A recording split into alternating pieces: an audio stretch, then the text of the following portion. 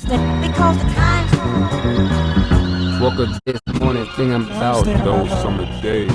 best friend got caught up when I stayed in Douglasville. Doing some stuff by myself. I'm a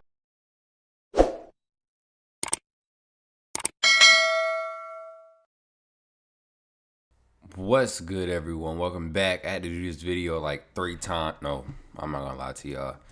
3 times, okay? I was about to say 6, but because it keeps lagging and I don't like that, I want it to be smooth all the way through.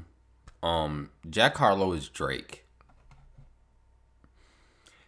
Not on the same level. I can see where you're coming from, but not on the same level. Not on the same playing field. You know what I'm saying? But starting out wise, still not on the same playing field. And I just woke up.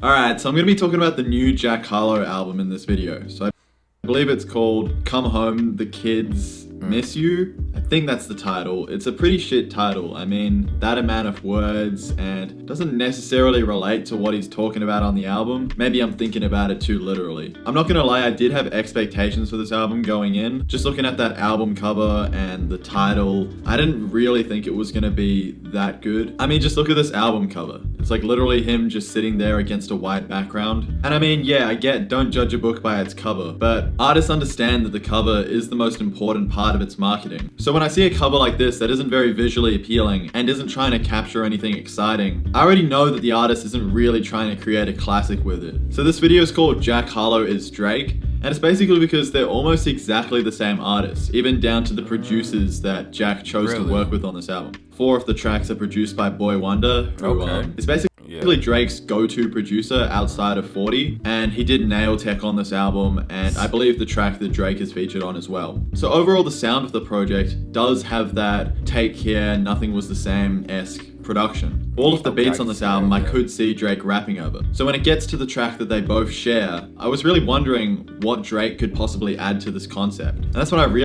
By the way, I like how he has Green Arrow, Batman, and Flash just sitting on top, like just chilling, living their best life.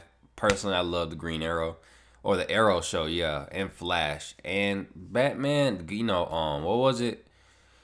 It was a show called Gotham, right? When Batman was younger and he slowly grew up. Yeah, that's the show. Good show. All 3 of them. Realize most of these songs don't have concepts at all. I like Drake, I like Certified Lover Boy. Jack is mostly rapping about the same 3 things, which is success, haters, and then girls. And all 3 of those things are perfectly fine topics to rap about. I don't have an issue with any of them. But it's just when it's the same 3 over and over and over, and the album's 15 tracks last for 45 minutes, it's gonna get old. And whilst Jack has a lot of personality on these songs, like he has great flow on First Class, which people hated on, but I think is probably the best track on the album. I really like the beat and I like his flow. And yeah, he absolutely has personality, and he's definitely more charismatic than Drake. He's more natural than Drake, I'd say. At least recently, how Drake comes across in interviews feels very pre-planned and media trained. Whereas with Jack, you know, I've watched interviews of him and he seems like most of the stuff that's coming out is authentically him. I had a lot of cartoon characters that used to get me sexually aroused as a kid. She was one of them. The female reindeer from the Rudolph claymation series. When I was in preschool, I used to be bricked up watching that shit. And then that fine-ass fish from Shark Tale. No media-trained person would say that type of shit. And it's very funny, but in terms of concepts, whilst there is that charm to these songs, it really can't sustain for the 15 tracks. I found by the end of the album, I really got bored.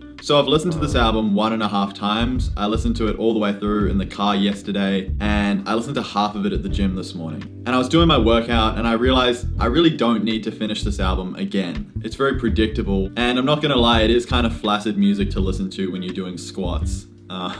Not that I expect this album to go crazy at the gym, but it just isn't the place for it. So yeah, a lot of this album does come across as discount Drake. From the production to what Jack is speaking about, to the way the album is sequenced, how many tracks there are, it is very much in the same pocket as Drake is in. There are some fun tracks here and there.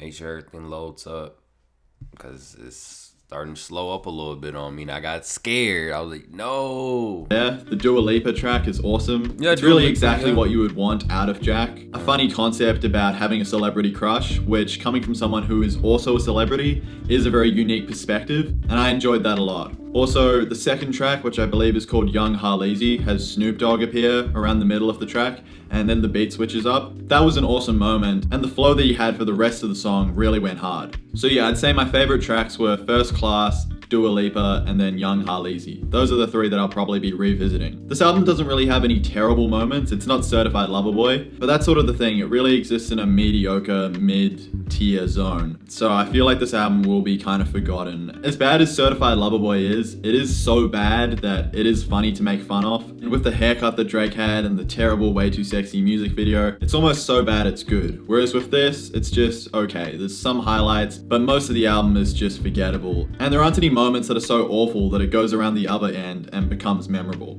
So those are my thoughts on Jack Harlow's new album. I'm right around the middle. If you're a fan of Jack, I'd say listen to it, of course, but if you're not, give it a miss. Not super necessary. Anyways, if you enjoyed the video and you'd like to see more from an up-and-coming YouTuber like me, make sure to hit that subscribe button and have a good one.